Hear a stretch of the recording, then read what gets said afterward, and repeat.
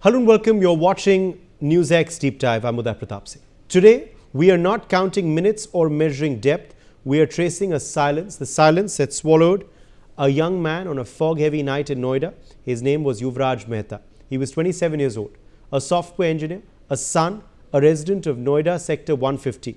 And on a winter night, while returning home from work, Yuvraj Mehta drowned in front of his father, in front of the Noida authorities. On your screens, you can see the ridge where it all happened. The question keeps coming back. Could nothing have been done to save him? It was close to midnight. Yuvraj was driving home through a familiar stretch in Sector 150, Greater Noida, from his office in Dunhumbi to his apartment in Tata Eureka Park Society. That night, dense winter fog lay like a curtain over the road. Visibility was poor, headlights dissolved into white haze, but fog alone does not kill. What waited beside the road was a deep, water-filled excavation pit. The pit or the ridge was nearly 50 to 70 feet deep that was dug for construction and left exposed, unguarded and largely invisible. It is to be noted that there were no barricades, no reflective markers, no warning boards, no street light to cut through the smog and ultimately no sense of danger.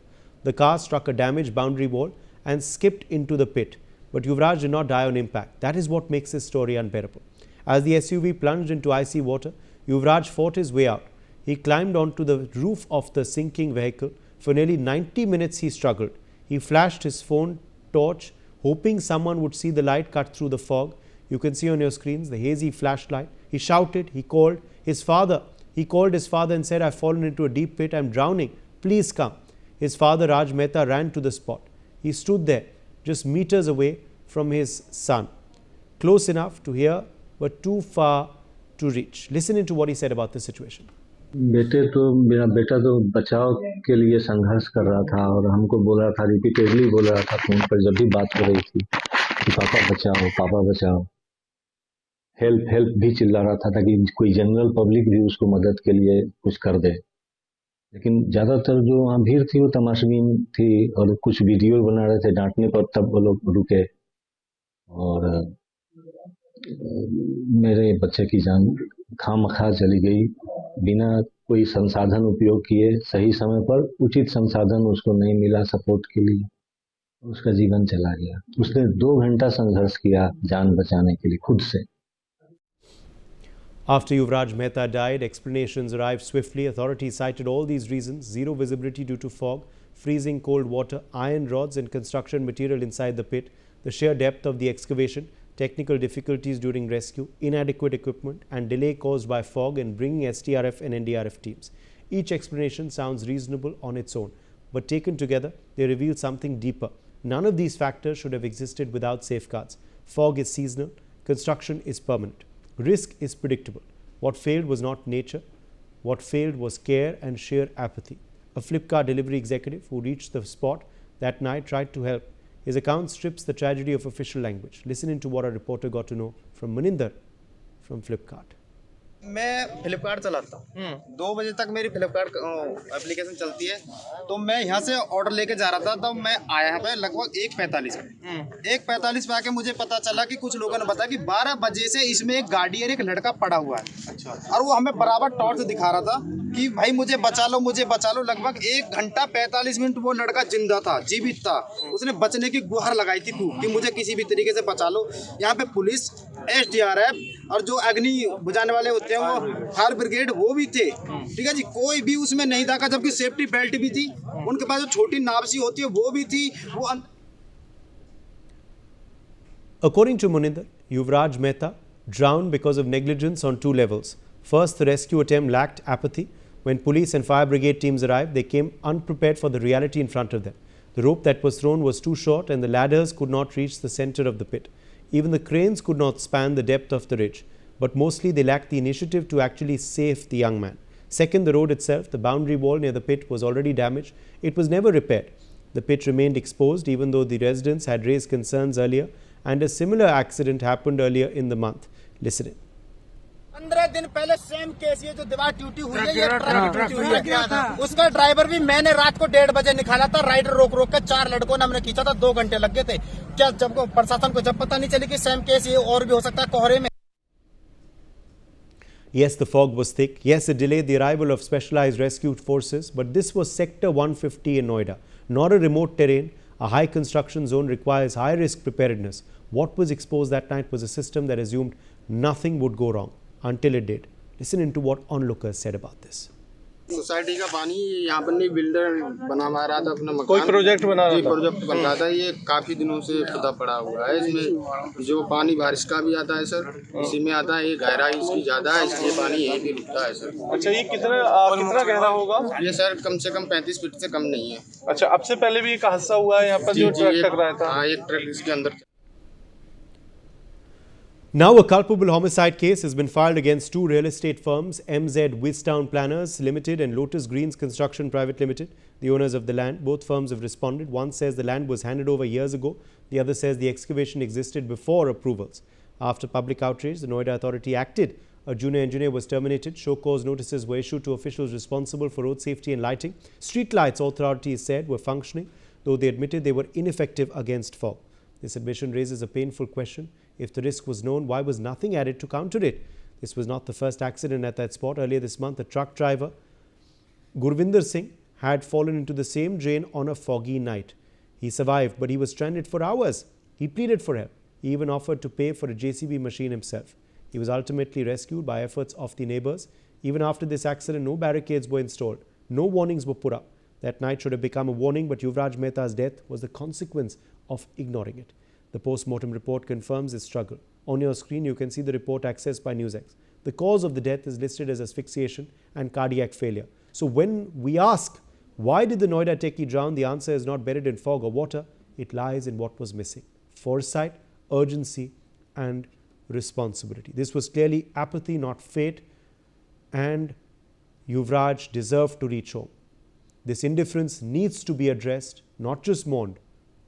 Sanjay Sahai, former IPS officer, joins us live. Sanjay Sahai, a shocking incident coming to light from Noida. What do you make of what happened and how this poor techie could not be saved? It has completely numbed me, and that is the only thing, that is the only feeling which I'm having since I heard it yesterday, and yesterday also I was on your channel. Now literally every piece of this tragedy is man-made. There is nothing which goes to nature, fog and other thing. We start with Moninder. Moninder is a person, normal service delivery agent of Flipkart. He has the guts, the courage and the feeling to get into this deep pit, try and search for this young boy for nearly half an hour, 40 minutes, and when he was not able to locate, he comes back. The fire brigade, the police and the SDRF, none of them have the capability to get into a pit which is the 30-35 feet deep and can dive into it and pick up a boy. The gadgets missing and all that. It is just a story. They have the gadget. If the rope is short, they can get for another rope. And what is their preparedness? I think the worst part of this whole exercise, I think though every part is broken, the worst is the crisis management and total lack of expertise of the people who were supposed to manage the crisis management. And at the spot itself, never ever you will find a senior officer who is actually directing and controlling the whole operation. It is there right in Noida. From Noida, whatever resources are to be brought should be within 10 to 15 minutes of travel time. And this boy has struggled for nearly 2 hours and nobody has done anything about it. Whatever has come as a matter of crisis management or the help and support by the authorities that be, I think it is more of a namesake and nothing material has literally happened. Now you come to the case itself. Till today, nobody has been arrested, and the standard toolkit of builders being booked and builders getting saved. And at the end of the day, a junior engineer has been suspended. That is nearly all. If it is a culpable homicide amounting to murder, I even have different thoughts about it, that it is straight away murder. Given the fact that 15 days back, some lorry fell into it. So all the authorities very clearly know, they have the knowledge and now have reasons to believe that there is intention as well. There cannot be a direct motive of 1-to-1, but certainly there is an intention that anybody who falls, and there is a huge traffic there. So that is precisely where we are.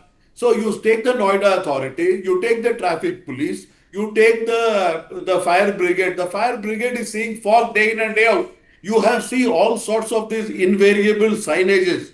all around the place. Digital signages. Can't the signages be there on that particular road that there is a heavy fog, there is a broken barricading or what as the case may be. If today also you take an audit team of the civil society and take the experts and go around this whole stretch, you will find any number of such death traps. So nothing has changed. There is some work which is happening there, which is basically to satisfy the resentment which has come up. And do we need a tragedy every single time for the governments to react? So the tragedy of the whole situation is having given 1 hour 45 minutes to save this life. All the agencies combined, and literally today also we don't know. So who was actually controlling the whole operations? And when it comes to wishy-washing, then this whole exercise, everybody is adept to it. And 15 or 17 or 20 explanations you have provided. You go back to the Bhuj earthquake. I think it was 25 years, 26 years back. And that time there was a rescue team which came from Europe and landed there in Bhuj. And when our rescue teams were still trying to put their act in place. The crisis management means that there is a turnaround time. You have to be there in turnaround time. There are scenarios which are there and you have to practice and exercise as per the scenario. It is not to put up officers and fire brigades and SDRF and NTRF and then finally reaching at a time with lack of capability and more so, leave aside the lack of capability, I think it's the lack of will to take even slightest bit of risk. These are risk-prone professions. Okay. And if you don't have the capability... Absolutely. No, lessons need to be learned, Sanjay. Now, what are the steps that should be taken to ensure that no such tragedy befalls anyone in this manner? The shocking aspect is that another accident happened just recently at the same spot. Thankfully, that individual was saved by locals. However, unfortunately, with this techie, it couldn't happen. Yuvraj lost his life. I think a case should be registered for that particular accident, also incident or culpable damage, whatever you call it. As far as the current situation is concerned, I think whole of Delhi, they have to revisit for traffic signs. They have to revisit for construction sites. They have to revisit for signages which should be digitally displayed to a level where you can see it. And the accountability has to be fixed on the face of it at the traffic police, and traffic police has to be the coordinating agency to handle all these people who are at the back of it. That is the only way to move ahead. Otherwise, traffic will collect fines. Noida will take its property taxes, and whosoever, whatever is the government sundry dues, everybody will take it. And once a situation of this nature happens, I think in the BNS you should make all this culpable homicide directly as murder when there are a couple of situations which are met. So currently the roads have to be made safe. Roads can be made safe in which manner? It can be made safe by physical civil structure. It can be made safe by signages. It can be made safe by digital directions. It can be made safe by lighting systems. So these are standard things. And the World Road Congress specifications, unfortunately, are not met in India. There are lots of specifications which are given for each and every single thing. We don't reach to these scientific levels and we feel that we can get away with it. And we also have a feeling that everything is hunky-dory, which is precisely not the case. And that is why we lost this young boy. Appreciate you joining us, Sanjay Sahai, with your perspective on this segment.